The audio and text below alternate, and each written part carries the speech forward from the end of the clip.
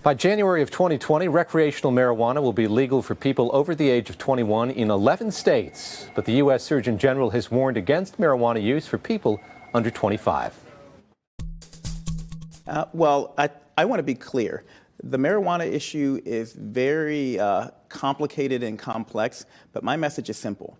No young person, no pregnant woman should be using marijuana. Period. Full stop.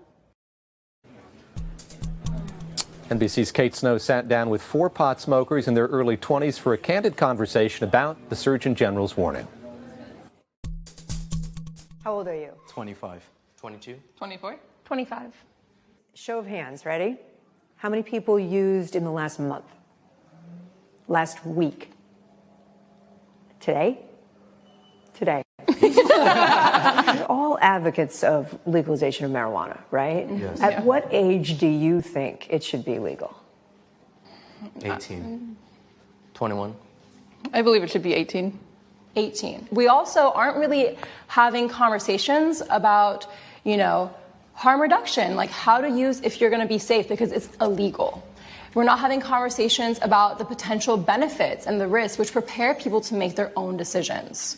We're relying on the law to influence behavior, which historically has not worked and has only created a prohibitionist context, which creates crime, corruption, and a black market. There's all this science that shows the brain is still developing.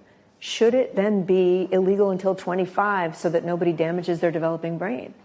I don't believe so, just because once someone's 18, they're an adult, they should have the autonomy to do what they want with their own bodies. We can send people off to war when they're 18, and that definitely affects their still developing brains. If we were to actually educate them and tell them, this is something you can do, but it might negatively affect your brain development, and we didn't make it such a big bad, oh, it's illegal, we're telling you no, but it was just honest information about, hey, this might affect your brain certain ways.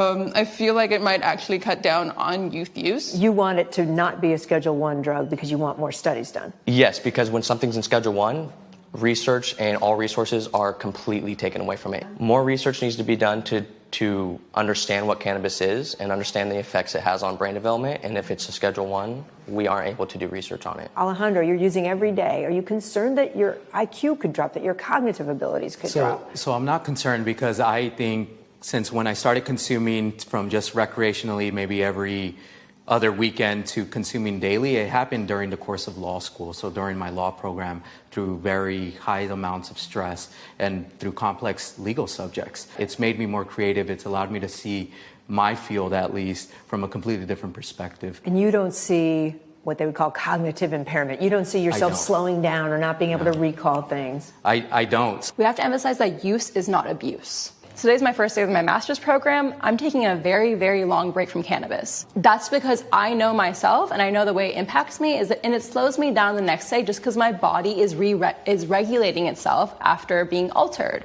which is So if you're high one day, the next day you're not going to be as sharp. You're not going to be as sharp. So some people would say, then why even get high? For many reasons. I enjoy the celebratory aspects of it. The same way that people may go to a bar and have a drink. I don't like the way alcohol makes me feel.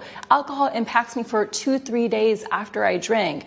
Cannabis doesn't. The risks are lower. Do any of you regret starting at an age younger than 25? No. Absolutely not.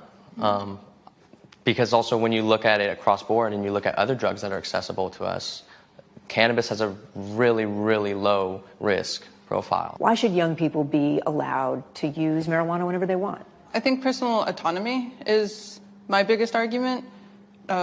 People should be allowed to do what they want to do with their bodies. We should have the right to change our mind and to consume substances and engage in behaviors as long as it doesn't harm anyone else. At the end of the day, we have the right to choose, and these are substances that have medicinal properties as well as some toxic properties as well.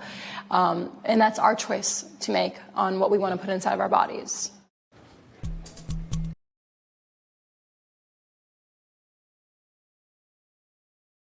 Hey, NBC News viewers, thanks for checking out our YouTube channel. Subscribe by clicking on that button down here and click on any of the videos over here to watch the latest interviews, show highlights, and digital exclusives. Thanks for watching.